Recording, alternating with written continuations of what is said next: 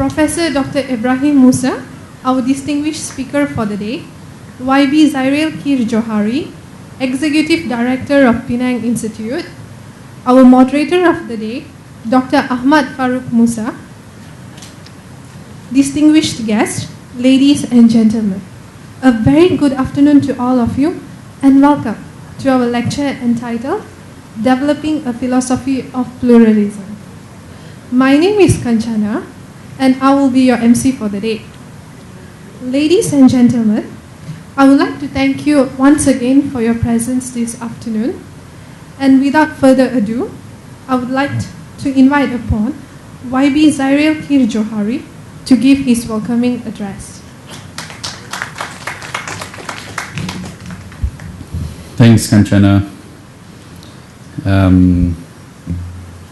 Professor Ebrahim Moosa, our distinguished speaker for today. He's professor at Notre University.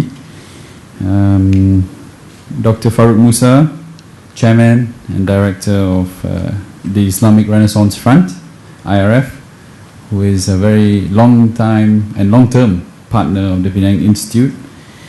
Of course, all our distinguished guests here today. Assalamu alaikum warahmatullahi wabarakatuh. Good afternoon. These days, it's very difficult to be certain what actually constitutes sedition. But, I'll go ahead and say it anyway. Pluralism is a blessing. Why?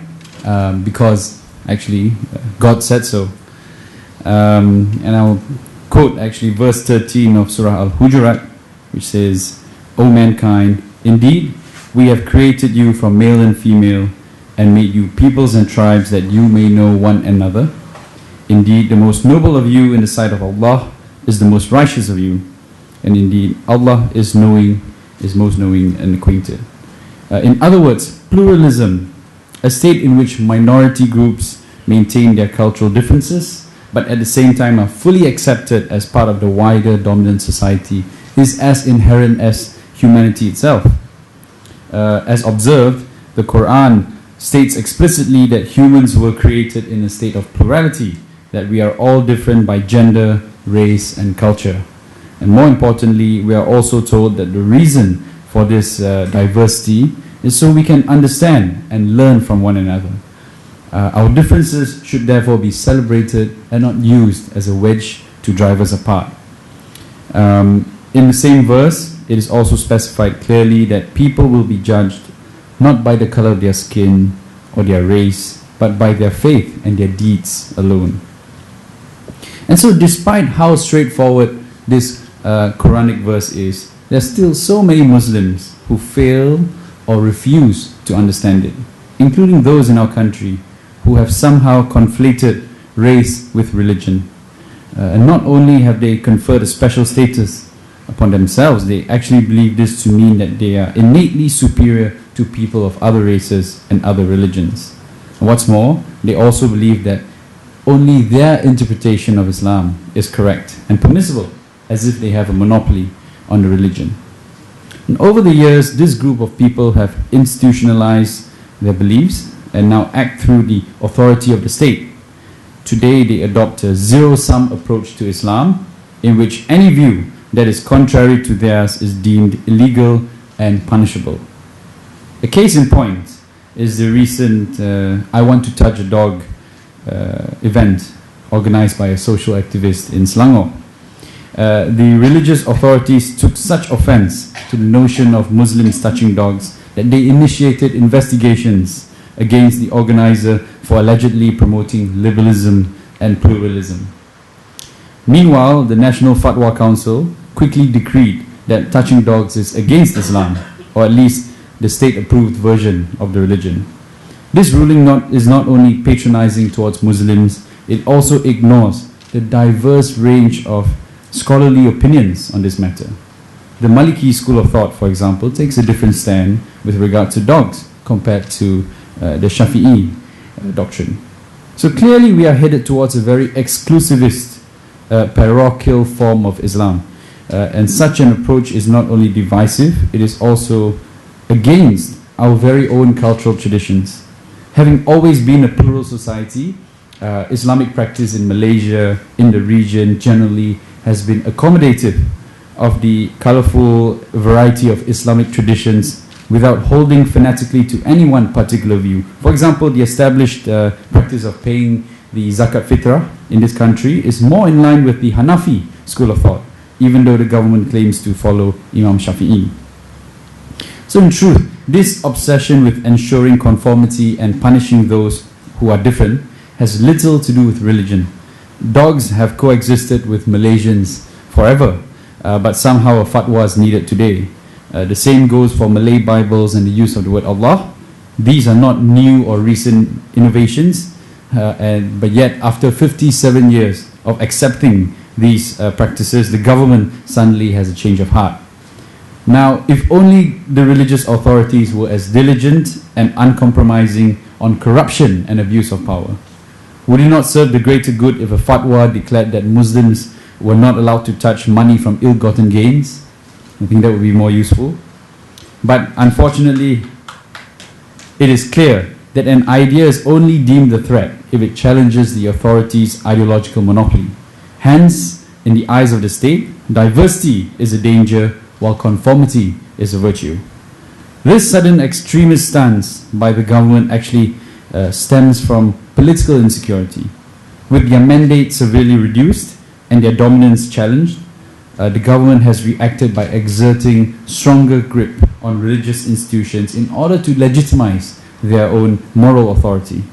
So it does not matter to them if their actions are actually belittling not only centuries of Islamic civilizational knowledge, but also the very mental faculties that God has granted humans. And neither do they care if they are being inconsistent with their own rules. For example, the National Fatwa Council has forbidden the smoking of cigarettes and shisha by Muslims. Yet somehow there has never been any political will to ensure this ruling is actually observed. So it is therefore obvious that the enforcement of religion in this country is selective and politically motivated. How else would one explain that certain books are banned in the Malay language on grounds that it contravenes the teachings of the Ahli Sunnah wal Jama'ah, yet remain freely available in English? It is nothing less than an insult to Malaysians and the Malays in particular. This hypocrisy is now extended to the values associated with liberalism, pluralism and secularism. 50 years ago, these were choice characteristics espoused by our national leaders as our country's aspirations. Unfortunately, because the government now views societal freedom and collective enlightenment as a threat to their stranglehold on power, these same terms have now been demonized as Western inventions designed to divide the Ummah. And so in these foreboding times, a strong collective response is needed, lest our country succumbs to the extremist whims of the powers that be. Over the last 30 years, we have seen how in the hands of an unrivaled authoritarian government, our public institutions have been emasculated and our constitution amended in many ways that may never be undone. And if we do not stand up to those now using religion to suppress dissent and solidify their power, Malaysia may never be able to reclaim its identity as a moderate, peaceful and pluralistic nation. So in this light, I think the recent open letter, was it yesterday, that was published by 25 distinguished, prominent Malays, calling upon moderate Malaysians to speak up and reject the growing extremist, immoderate and intolerant voices is most welcome. However, as many commentators have also pointed out, 25 people, no matter how prominent they are, is not nearly enough. It all depends on the rest of us to do something as well. So the first step has been taken. The ball is in our court. So I wish you all thank you, and thank you for coming to this lecture by most esteemed Professor Ebrahim Moosa, I'm sure, who will speak more on this very pressing issue. Wish you all a good forum ahead. Assalamu alaikum wa rahmatullahi wa barakatuh.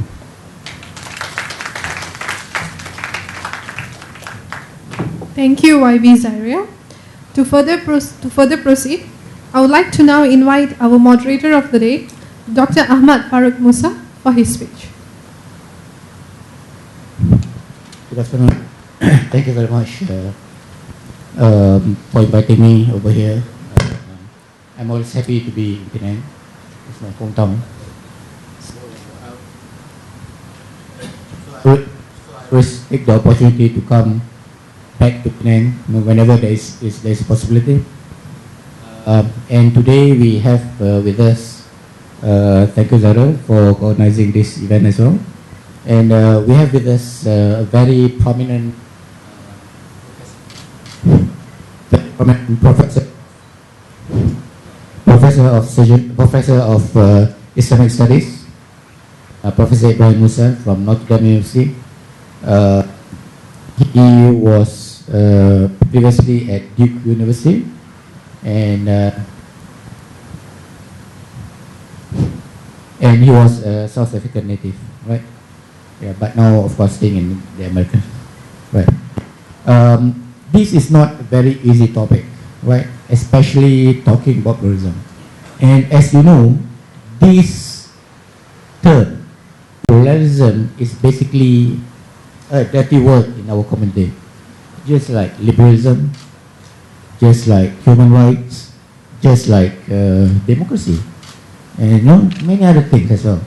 Especially pluralism. And if you were in KL, you would have noticed that Jakim incessantly, every Friday, will talk about about pluralism, the danger of pluralism in Friday prayer, right? And when I arranged Professor Ebrahim Moosa to basically to present his khutbah, Friday sermon at ISTAC. ISTAC is International Islamic Institute for Civilization and Thought. It's a subsidiary of IIUM. Initially they agreed, but then of course they revoked. And then I wanted to take him to deliver a Friday sermon at my previous place where I work, the National Heart Institute. I took Professor Tariq Ramadan in 2012 to deliver a sermon over there. But this time around, they refused Professor Ebrahim Moosa as well. So can you imagine the problem that we're facing nowadays, right? So they're scared of this modernist view, this how do I say, this intellectual views with regard to modern issues, right? Like pluralism, like secularism, like liberalism, and so on and so forth. For all of you who have read this Tariq Ramadan's book, A Quest for Meaning, you know that it's not an easy book to understand and to comprehend, right? But it's a very good book about pluralism, about the philosophy of pluralism. And I think without much ado, I would like to invite on Professor Ebrahim Moosa to deliver his talk on this interesting topic. Prof.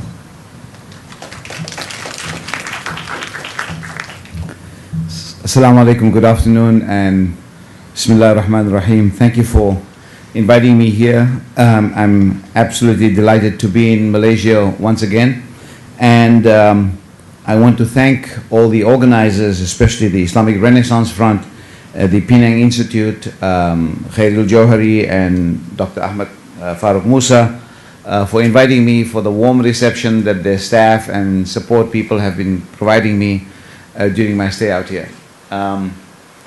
I hope that ideas are not a dangerous thing in Malaysia, because today I'm going to talk about ideas. I'm not going to tell you anything that you don't already know. So if anybody is taking detailed notes, this should be the opening line, that I am not saying anything new. Most of the things that I'm saying is things that you know. Developing a philosophy of pluralism. I'm not a political theorist. I'm a scholar of religion. I'm my expertise in Islamic theology. But I try and think about the issues of the world in a much more complex and global way. Recently, I've been reading the Polish thinker who died about a year or 2 years ago, Leszek Kolakowski, and I was struck by a very important quotation by Leszek Kolakowski, and while reading it I was wondering whether the picture that many liberals have and have been painting about liberalism have not missed something. In his essay, The Revenge of the Sacred in Secular Culture, Kolakowski says, I quote, "Since the profane is defined in opposition to the sacred," I would say that the word profane, by that he means something equivalent to the secular. So he says, since the profane, namely the secular, is defined in opposition to the sacred, its imperfection, that is the imperfection of the secular, must be intrinsic and in some measure incurable. Culture, when it loses its sacred sense, loses all sense. With the disappearance of the sacred, which imposes limits to the perfection that could be attained by the profane, arises one of the most dangerous illusions of our civilization. The illusion that there are no limits to the changes that human life can undergo, that society is in principle an endlessly flexible thing, and that to deny the flexibility and this perfectibility of society is to deny man's total autonomy and thus to deny man himself. I'm particularly interested in this quote because in some senses this quote is talking about the question of the sacred in society and then how the sacred, or what people call tradition, actually owns us. So one of the big problems that liberalism faces here, sure, or modernity faces, is that what is the alternative that modernity provides? What is the alternative that liberalism gives that tradition or religion or the sacred already provides? Clearly, one of the big problems that we find is that tradition and religion often is not understood to be something that develops over time. So people think that the most authentic of religion is the first instantiation and that pattern or that practice is the only practice. But at the same time, what many of us moderns ought not to do is not to throw the baby out with the bathwater. And that is not to throw out the sacred as religion also adapts and becomes and evolves over time. So in some of our discussions about pluralism, there has been a back and forth about the place of the sacred, the place of religion. We ask whether we eradicate the sacred if one religion is privileged over the other. If one religion is privileged over the other, we must ask the question, have we not eradicated the sacred? Because the sacred in itself asks that the plurality of faiths is seen as part of the manifestation of the divine. In Islam it is very clear that Muslims don't see Islam as a new religion, but sees Islam as a continuation of the previous religions. It's a continuation of at least the Abrahamic faith because it believes to that sister or that family of religions. But the other religions are in the world, and therefore the Quran says in other places, for instance, that those who believe in God and in accountability in the last day, that they have nothing to fear and they have nothing to grieve. The Quran also says that Muslims must not judge other people and leave it to God to judge the way they lead their lives. And so a very important question that the idea of pluralism entrenches is to maintain the plurality of the sacred, not the singularity of the sacred. That the sacred comes in different pictures and different images. One of the interesting things in Kolakowski's sensibility here that I quote that I gave you is that the idea of the sacred helps us towards perfectibility. If you combine and if you connect yourself to the idea of the sacred, there's a great potential towards perfectibility. And by perfectibility I mean that the Islamic concept of ihsan. Ihsan means to be excellent. It means to achieve a certain kind of perfection. But ihsan also means to make things beautiful. And so when you are engaged with the sacred, you're always striving to reach the next rung, to reach the next level of perfectibility, the next level of beauty.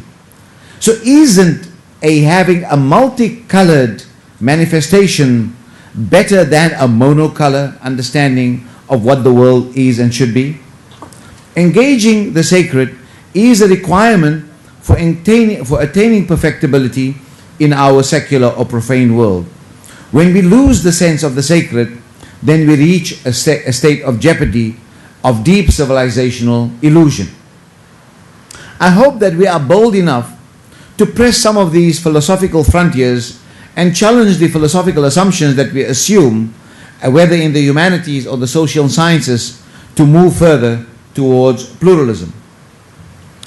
Here are two underlying assumptions that I want to ventilate and share with you, and perhaps explore further with regard to pluralism. Much of what we are talking about when we talk about pluralism is that we are talking about contending notions of liberalism. When we talk about pluralism, we talk about contending notions of liberalism, not the singular liberalism. That liberalism comes in different stripes. Often, toleration, which is a hallmark of Western liberalism, is premised on the idea that we can reach a rational consensus about the best way of life. That we can use reason, toleration, the idea of toleration, and I'll tell you who told us about toleration, that the idea of toleration means that we can come to a consensus and agreement based on reason of what is the best way of life. Both toleration and the search for rational consensus arose in the West because people were divided on what was the best way of life. Protestants against Catholics, people in between these, within those traditions too. And because there was no single way that everyone could agree on, Europeans then introduced the notion of toleration.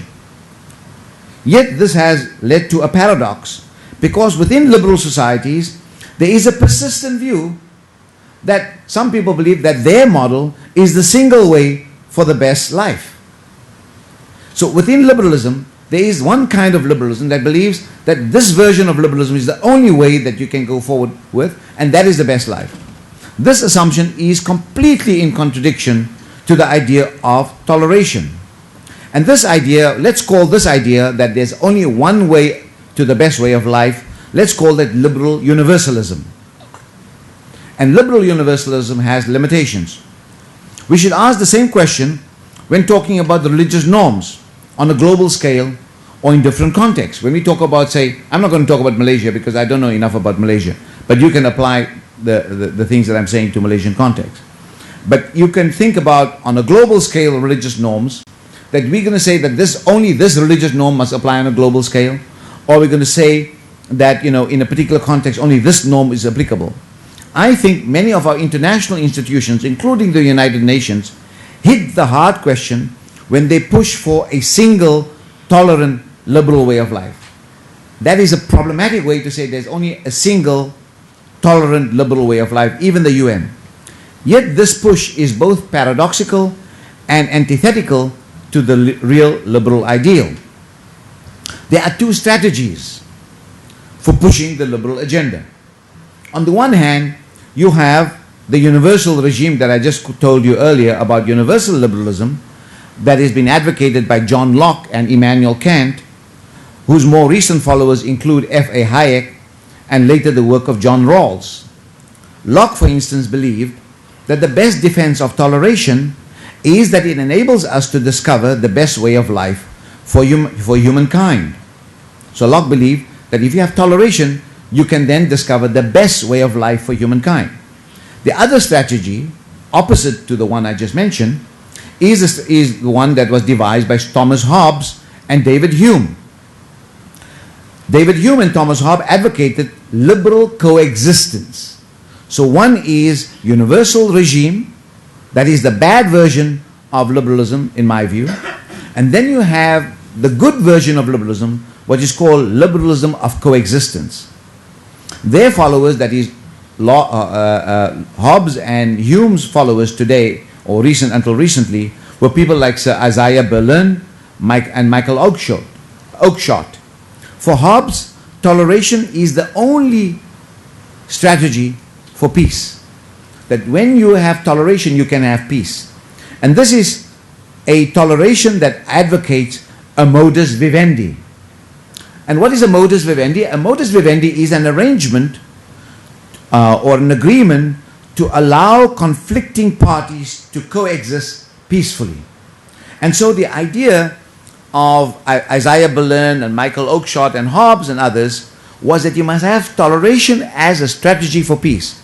So if there are liberals around and they want peace, I would argue that you have to embrace liberalism of coexistence. But we just heard now, as the Mr. Johari said, that some people are against liberalism. And I think it's a mistake. If you want peace and if you want coexistence, you might want to think about that again. I think that we need to go back to that notion of liberalism of coexistence and ask ourselves, what is the place of reason in human affairs? The imperfection of reason, because reason is not perfect, is what leads to the ideal of toleration. So how did toleration come about? Because we all agreed that we cannot, all of us don't reason the same way. And because we don't reason the same way, we have different ways of reasoning too. Because the reasoning is all often shaped culture. Our cultural experiences shapes our reason. So we can have 4 extremely reasonable people in the room, and 4 of us will get 4 different opinions. And it's because we reason differently. Therefore we develop the notion of tolerance and toleration. Because of reason's imperfection, you can open up the conversation, as people all over the world do, to share a concern with this imperfection. And this imperfection in reason is not only in the West, but is also in the East. Rational inquiry in norms, that is in values and so on, does not yield consensus on the best way of life. So when you have a rational conversation on what is the best way of life, you will never get a full consensus. You might get blocks of people agreeing to that, but not a full consensus. Rather, it shows that the best life comes in many varieties. That there's no one best life, but there are many varieties of the best life. In some of the European court's decisions, for instance, the recent decisions by the European Court on scarves and on developers in Turkey and so on, the judges and their philosophical tradition seem to assume that there's only one variety of the best life, and therefore they gave and handed down very, very narrow decisions that only takes the side of the government and doesn't take into consideration that Europe is different. There are multiple varieties of the best life in Europe. This assumption is also consistent with the underlying values of these judges. So these judges in the European court, they took their understanding of reason and made that the test for everybody else. The absence here of a good mode of liberal toleration is problematic. So when judges hand down, at least for a very complex society, an answer that this is right, when these values, say for the headscarf or something like that, is a highly contested issue, they're taking sides in saying that this is only the best way of life and not the other one. And I think, you could find that in Australia or in Malaysia or in South Africa, where I come from, that judges use their own experiences as a yardstick to address the complexity of a society that might be multicultural and multi-religious. So this idea of modus vivendi, in other words, to come to some kind of agreement when you are in disagreement about how you're going to deal with the disagreement, the idea of a modus vivendi accepts that there are many forms of life. Some of the forms of life are yet to be contrived. We don't know what the best form of life will be tomorrow or 10 years from now. So they're always unfolding for us. That's why in Europe and North America, where there are so many different ways of life, we should be optimistic about these possibilities and recognize that no one life can be the best for everyone. The idea of a human good is too diverse. The idea that the question of the good, what Muslims call the ma'ruf, Muslims call the good ma'ruf, the idea that the ma'ruf or the good can be locked down into one version of what is the good. The idea of good is too diverse to be realized in one mode of life, in one form of life. Ma'ruf is way too complex, because you might go to one part of Malaysia and people think this is good. You can go to another part of Malaysia and people think something else is good. Within a religious community, you might have two understandings of the good or more. So the very idea of the good is way too complex and way too diverse to impose on people singularity. And therefore, so for the advocates of multiple kinds of human flourishing, pluralism is the ethical theory that underpins modus vivendi. One could say, for instance, that there are kinds of good lives that are neither better nor worse. Sometimes they are incommensurably valuable. In other words, they are incommensurably valuable because you cannot make them commensurable. A good example is monogamy and polygamy. Okay, they are valuable for some, but they are not commensurably valuable. They are incommensurably valuable, and different people pay different kinds of weight to each. In some modes of life, people wear the niqab. In other modes of life, people wear the hijab. And in others, people prefer to wear the miniskirt. These modes are different and incommensurable. But we cannot deny that either mode is worthy in itself. We cannot deny that for each person. So for instance, the people, women wearing niqab, they believe that this is a very valuable, covering their face is highly valuable. Others would say it's totally unacceptable, we prefer to wear the hijab. Others would say, well, modesty requires a light scarf over the head, and I can show my ears if you're a woman, and so on. These things are differently valuable because we cannot reach consensus on them, and because rationality cannot settle the question of their value. So within Islam, for instance, within Islam, on the question of women's veiling, women's hair, whole variety of issues, for instance, there is no universal consensus on any of these matters. People are divided upon that, even including religious scholars. So for instance, the scholar Muhammad Asad, who has a very important Quran that many people use and a great translation, in his view, for instance, the idea of covering the hair is not essential at all for a Muslim woman. Only in prayer it might be required.